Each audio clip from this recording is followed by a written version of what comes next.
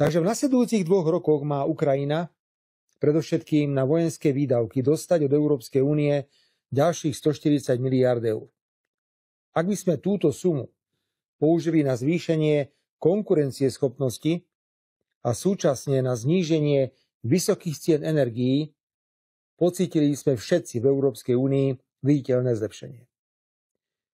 Chuť členských krajín financovať vojenské potreby Ukrajiny priamo z národných rozpočtov samozrejme klesá, už aj u tých najväčších vojenských jastrabov.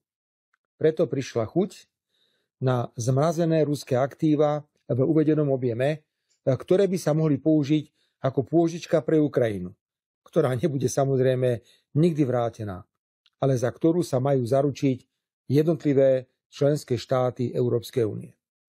Určitými zmrazenými ruskými aktívami disponuje aj Japonsko.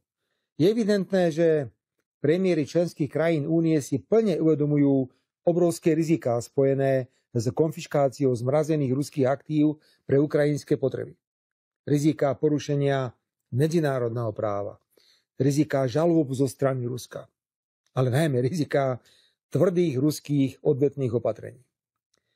Považujem za obrovskú chybu, že návrh skonfiškovať zmrazené ruské aktíva pre Ukrajinu sa objavil na verejnosti ešte predtým, ako komisia poskytla odpovede na všetky možné uvedené riziká.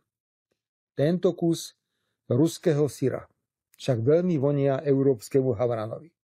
Očakávania z konfiškácie zmrazených ruských aktív sú obrovské, ale môžu na najbližšej Európskej rade v decembri, kedy má padnúť rozhodnutie, naraziť na realitu a skončiť fiaskom.